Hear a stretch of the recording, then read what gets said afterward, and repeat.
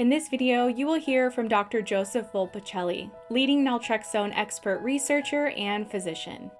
Okay, this is a really common question people have who are using the Sinclair method, and it's a really simple one. And they ask, what if I take naltrexone, but then I don't feel like drinking? Because on the Sinclair method, we're taking it 1 hour before drinking, but I personally found, and I know others have, the longer I was on the medicine, sometimes I just didn't feel like drinking after taking it. So does somebody have to drink after they've taken naltrexone, or can they just opt to not drink even though they have the medicine in their system? So in my experience, I have some patients who do that and it works perfectly fine. It reduces their craving. They don't drink and they're happy with that result. So for me, I like to give people options and for people who take naltrexone and don't intend to drink that day, that works perfectly fine. So I'm not so dogmatic that if you take naltrexone, you have to drink or somehow the naltrexone won't be effective. I don't know of any data that supports that claim. Okay, that's pretty clear. So it sounds like it's up to the individual to decide what they want to do. If they don't feel like drinking, they don't have to, but if they want to have a couple sips or a drink, they can do that as well. I just want to say, in terms of my model of treatment for alcohol addiction, the whole point is to give people choice that they can decide if they want to drink in a controlled way, they can. And naltrexone gives you that ability. If you decide that you don't want to drink, that's a good outcome too. So it's about giving the choice back to the person as opposed to having the addiction control you. It's all about freedom.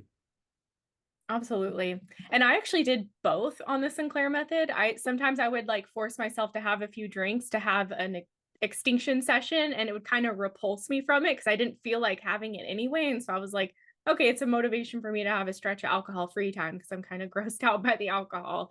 But then conversely, yeah, I would take it and plans would change or I just wouldn't drink and it wasn't a big deal.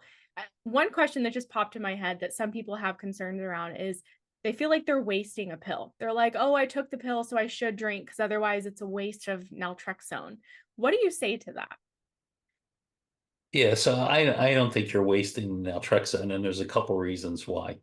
So in the Sinclair method, people talk about extinction, where the behavior of picking up a drink and drinking is no longer followed by reinforcement. And so that extinguishes the connection between picking up a drink and getting the pharmacologic effect of the alcohol high.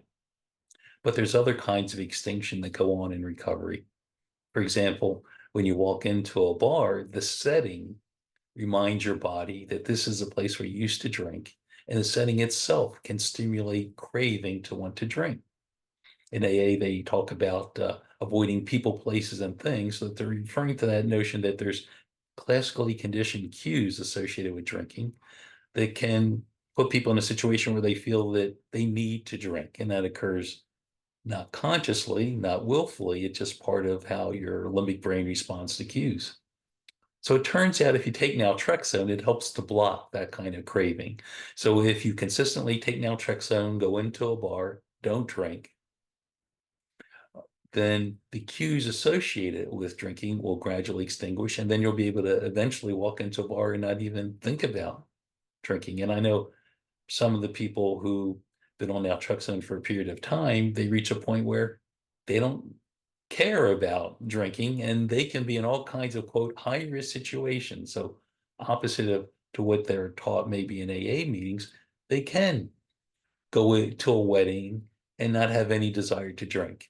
I've had patients who were bartenders and they had no desire to drink. So they are around alcohol all the time and they had no desire to drink.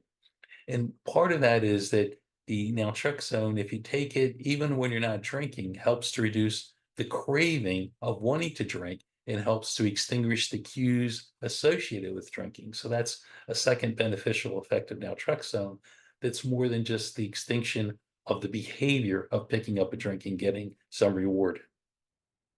Okay, that's really clear. So if someone's in their usual, bottle of wine type environment on their couch and Netflix and they've taken naltrexone and all of a sudden they don't feel like drinking, there's still some benefit to what naltrexone is doing, regardless of whether or not they drink, because they're in that familiar environment that triggers them to drink and they're not getting the reward from alcohol. And naltrexone is kind of working to extinguish the triggers, I guess you would say, or the cues in that environment. Is that correct? Yeah, and there's even another benefit. So you're sitting there, you're watching Netflix, and normally that would be a time where you would drink. And so your expectation is part of the fun of sitting there watching Netflix and sitting on the couch is the alcohol. Well, you don't have the alcohol. You don't have high craving to want to drink. In the meantime, you have a cup of hot cocoa, and then you begin to associate it's the cocoa that helps make it a fun experience. Or God forbid, maybe it's the partner that you're with is the reason why you're having a good time enjoying Netflix. So it helps increase the range of things that are associated with pleasure. Okay.